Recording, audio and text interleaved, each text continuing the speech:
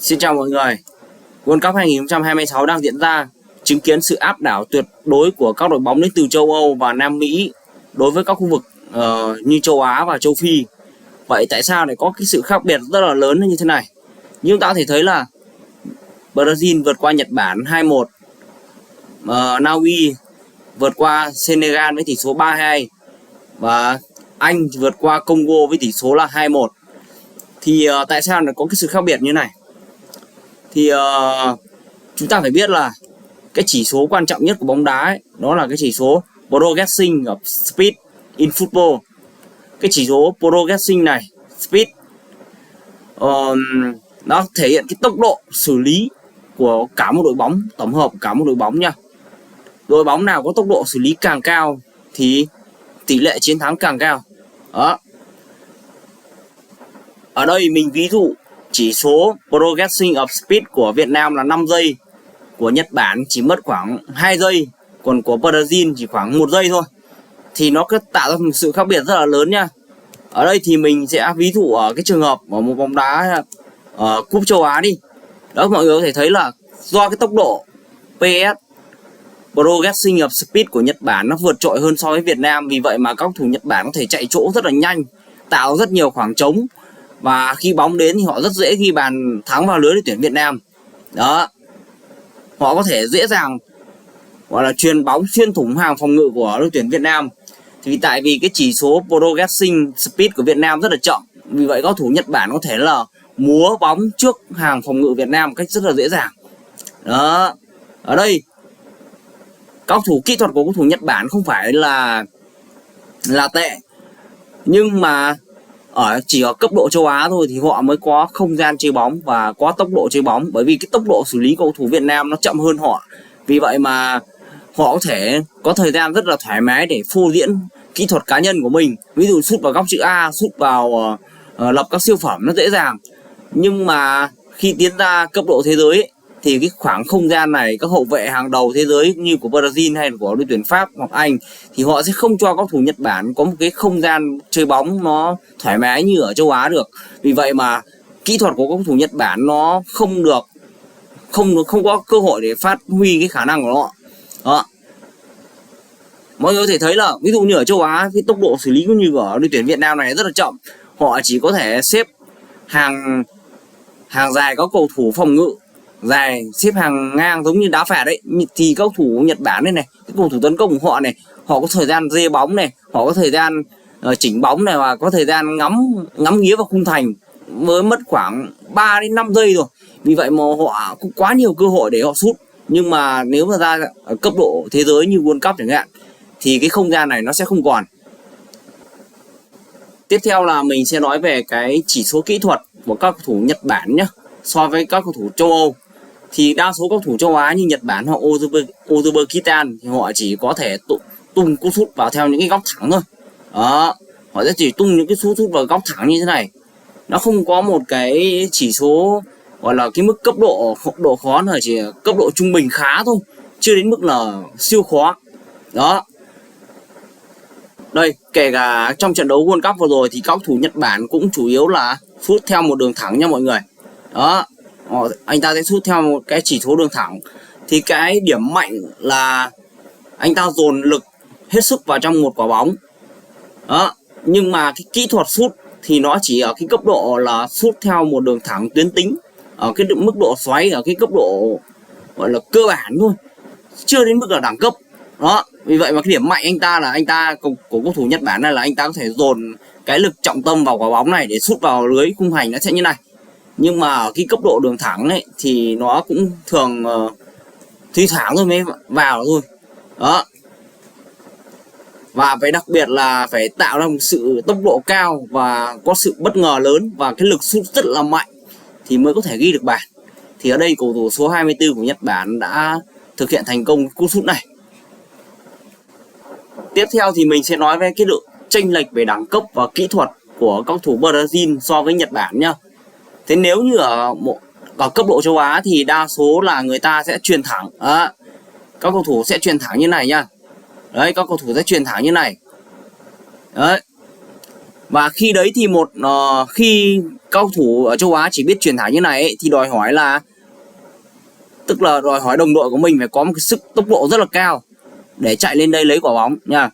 Đấy, ví dụ quả bóng đây, các thủ Nhật Bản sẽ truyền bóng lên trên này, để khi đấy thì nếu mà cầu thủ châu Á bình thường đúng không, thì chúng ta phải thấy là họ sẽ truyền theo bóng theo đường thẳng. Khi đấy sẽ dồn đồng đội của đối phương mình ấy, tức là dồn đồng đội của mình vào tình thế là bắt buộc là phải chạy nhanh hơn hậu vệ đối phương để đón được bóng, đúng không? Đó, để ghi được bàn thắng. Thì cái kỹ thuật như thế thì rất là tốn sức cho đồng đội của mình và rất khó khăn để ghi được bàn thắng. Thì chúng ta có thể thấy là các cầu thủ Brazil họ không thực hiện cái cú sút như vậy. Đó, mà họ sẽ truyền một cái đường chéo như này. Đấy, mọi người có thể thấy cái tốc độ đẳng cấp của nó sẽ khác biệt nhá. Đấy, mọi người thấy truyền một đường chéo như này, tức là truyền theo cái kiểu hình đường cong lưỡi liềm như này, để làm sao cho cái tọa độ của bóng nó rơi trúng vào gọi là tiền đạo của mình để ghi được bàn thắng. Thì nó sẽ đỡ tốn sức hơn rất là nhiều so với cách truyền thẳng thông thường của người châu Á nhá. Đó, mọi người có thể thấy là cái quỹ đạo của bóng nó sẽ đi như này. Đó, thì khi đấy nó sẽ rất là thuận lợi với cái đà nhảy lên của đồng đội của mình để phá bẫy việt vị của đối phương nha. Đấy, thì tỷ lệ ghi bàn thắng nó sẽ rất cao hơn rất là nhiều. Đây là một trong những kỹ thuật rất là cao mà chỉ có bóng đá ở châu Âu và Nam Mỹ mới có thể làm được những cái việc này thôi. Vì vậy mà bóng đá châu Á thường sẽ gặp rất nhiều khó khăn để cạnh tranh với các cầu thủ top đầu thế giới. Tiếp theo nữa là mình sẽ nói đến cái tốc độ xử lý của các cầu thủ Brazil và châu Âu.